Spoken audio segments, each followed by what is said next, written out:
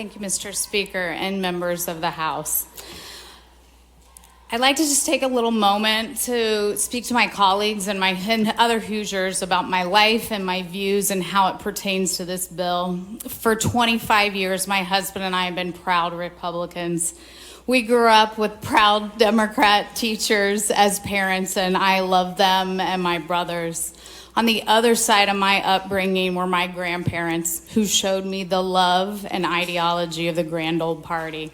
They were staunch Republicans from Fort Wayne in the 50s and 60s, and they brought that Republicanness to our Grant County party as they were. He was a physician at the VA, teaching me limited government that's closest to the people, fiscal conservative. I am a proud Republican. But in general, my husband and I, we are just an average household, so busy with our careers and giving back to the community. We're bringing 3 beautiful babies into this community or into this world, and other humans that we are blessed to call us mom and dad.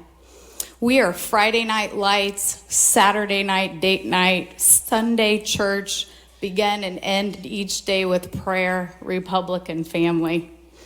Now, occasionally the Vermilions had the honor of hosting GOP governors at our home in Marion, donating plentifully to the Republican race, attending presidential inaugurations in D.C., and I had the honor of attending a Republican presidential State of the Union years ago. And I recently am proud to join the State Party Platform Committee. We plan in golf outings and attend Lincoln Days, and let's face it, our GOP is fun.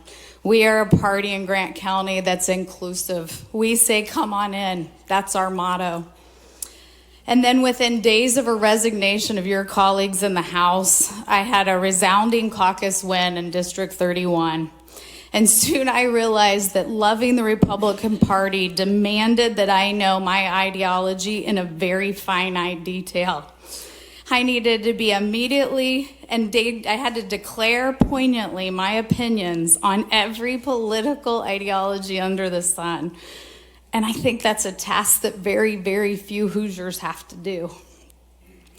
Are you pro-life, Ann? Am I willing to protect the unborn? I understand the miracle of pregnancy in a way that 113 of my colleagues do not. They never can and never will. Every single day, I enjoyed the day, the week, the trimester of my births. I am so appreciative of my pro-life endorsement these past 3.5 years. And I am praying that my words and my belief that I speak this week, and I'm the ones that I profess, that I can be pro-life and pro-woman, pro-choice. And I hope that doesn't hurt or disappoint anyone. I can see already from the buzz that I'm naive to think it won't. But I have been consistent and devout about my pro-life voting and voting on these bills the past 3 years. I've believed in all the authors. I have believed in the votes, and I still believe the directions in pro-life bills. The U.S. Supreme Court made the decision to move the abortion rights to the state level, which is peeled an onion on the details of abortion, showing layers and layers of such a difficult topic that I wasn't prepared for. I wasn't prepared to debate this topic in specificity, much less in 2 weeks' time. We are moving too fast for fruitful discussion. Rushed decisions make bad decisions. Forced decisions nearly always removes discernment and fruitfulness. And I know that we are going to vote on this bill, and I know we're going to keep working. We're going to bring that fruitfulness and discernment together, and I believe in all my colleagues. This month, the U.S. Supreme Court forced all Hoosiers, all of you, to dig deep, to find out where you are. You have to peel the onion. How do we all as Indiana truly feel? But now, 150 of us honored legislators, we have to think and pray and discern. And while the rest of you guys get to do that privately, we get to do it on hundreds of votes these past 2 weeks.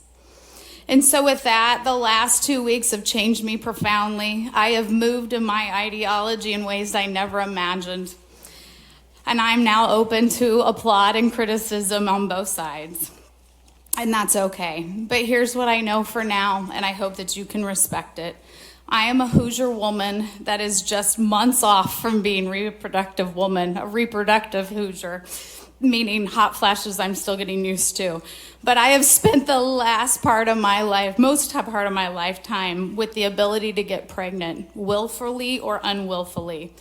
Really leaving maybe only one or two of my 150 colleagues, this bill will actually affect their decision making. Each one of us legislators could be raped. We could have a piece of our soul ripped from us and be violated. But only 23% of us can know what it's like to fear that horrific moment could create a baby. And this bill, we have to think about those ramifications. I believe in the sanctity of life, and I am a devout Christian. I believe that the Lord knew every hair on my head and is my path on this earth. And no one on the earth, no one can convince me otherwise.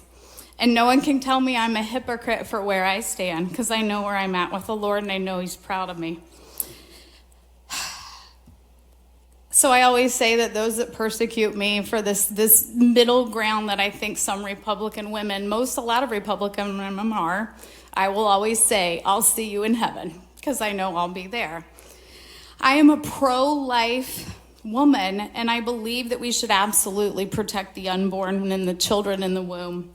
I believe that when the fetus can sustainably live as a human being alone, sharing without my body and my blood, giving them life, viability. And even if that viability is minuscule, I believe that we have a right to save that unborn baby, and I believe that we must legislate to protect that life. But I am as equally a pro-woman, pro-choice Republican woman. And I believe that no government should take away a woman's ability for safe medical care during an unwanted, unplanned pregnancy. I don't believe the government should choose. I think she should be able to choose her life and wellness during an emotional, traumatic time. Her ability to evaluate her circumstances, those circumstances will be the baby's circumstances. I feel like we have to let her decide the best ways in these early stages of pregnancies, equip her with the best information to choose life. Let her know that we in the General Assembly are trying to wrap our hands around them and be ready if they're ready to choose life. And I am proud of Senate Bill 2, and I'm proud of the authors that got us there. But I also believe no government should intervene and impede on the medical profession's ability to counsel women during thousands of scenarios of pregnancy. We have spent the past weeks trying to legislate what is perceived as bad apple doctors. And the staff, that's so insulting to the thousands of Hoosiers that are practicing that don't deserve to be questioned for their decision-making and counseling to women in a very traumatic time. As a hospital administrator and with my team working tirelessly to recruit physicians and practitioners to Indiana, to rural Indiana, I'm petrified. I'm petrified that we're not seeing the forest for the trees, the testimony of the doctors, the OB deserts, the IU residents and fellows that overwhelmingly said, hold on, I may not accept your offer, and I may not stay here in Indiana. I'm concerned. I feel like we have double standards. I sat back and I realized, especially in my market, that 33% of the physicians in my market that I adore, that take care of my patients, take care of all of you every day. I adore them. But they're not Christian faith. They're of different faith. And I could not do without those physicians in this state. We need to understand. We make them go over their medical practices, their medical beliefs all the time, but they do it because they want to keep us healthy. They want to keep us alive. I believe that religious ideology has no place in the legislative process. I believe government free from religion, separation of church and state. And I believe this because if the tables will turn and the political tide changes, which history from the day one will repeat, it will. And I'm nervous that it may be sooner than later, and I hope not, because I believe in our Republican Party. But I would be horrified to have another religion or ideology pressed upon me and my constitutional rights. A constitutional right that we proudly sat here loudly and pointed out during COVID, my body and my choice. And I respected that. I respected that I voted for those rights. I believe we must listen to all women who have had an abortion with the heart of Jesus. And we have to learn from them. We have to learn as a nation in Indiana how we failed them. We have failed. What services, what health care, what ways did we need to preemptively mitigate 8,400 women a year having to make this decision? And I have my time here in the next 2.5 years, because I'll be here. I will use all my strength and wisdom, and you can see I do believe both bodies know we need free and affordable access to birth control. I believe that not all women are celebrating getting abortions. I believe that the Lord Jesus would never call a woman a murderer, a pro-abortion, or a baby killer. I despise these words. I think we have to get rid of them. I think they're purposeful, and I think they're propaganda, and I don't think they're love. I think that the Lord's promise is for grace and kindness. And I believe if the Lord was here in this state house, I believe if he was at the abortion clinic, he would not be jumping to condemn these women. I think he would beeline to those broken women.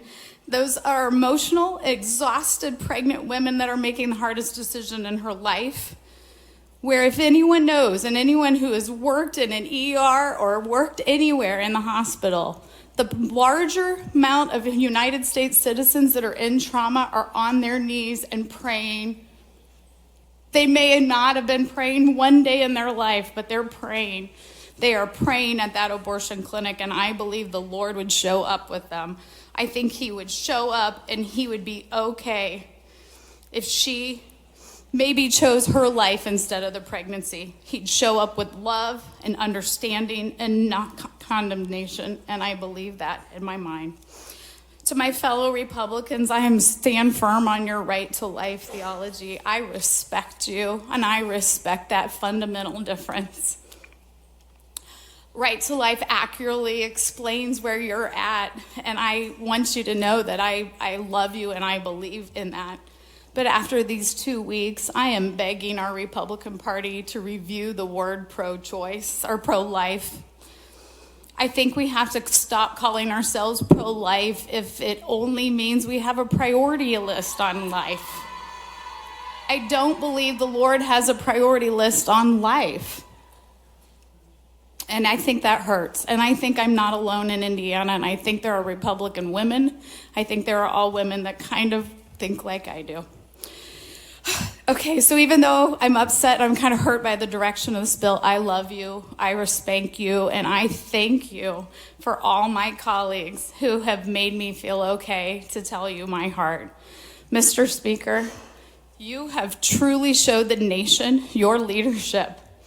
You have set the bar in the nation on civility and kindness in one of the toughest legislative debates in our lifetimes, and I say thank you.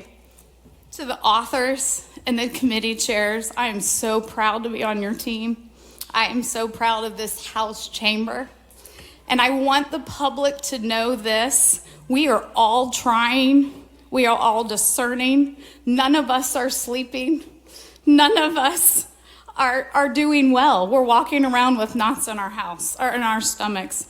We have all been emotional, short, and unkind to our spouses, to our kids, to our friends, and each other these past 2 weeks, and we all apologize to them.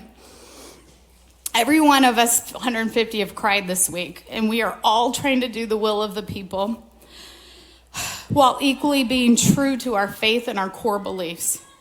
And here's what I will say. If anyone criticizes, banters, or disrespects any of my 149 colleagues after this session, I will say, you have the luxury of spewing opinions and beliefs in the Jeep seats. You are not here in this house. While I paraphrase Teddy Roosevelt's speech from The Man in the Arena and my favorite Brené Brown highlight in her book, it's not the critic who counts. It's not the one who points out how the strong one stumbles or where the doer of deeds could have done them better. The credit belongs to us that are actually in the arena, whose faces are marred by dust and sweat and blood, who strives valiantly, who errs, and we come short again and again, because there is no effort without errors and shortcomings. But at the least, and the best in the who at the least best knows at the end of the triumph of true achievement, and at the worst, if one fails, we at least failed daring greatly. I thank you for your time, Mr. Speaker. Thank you. Representative King to speak on the bill.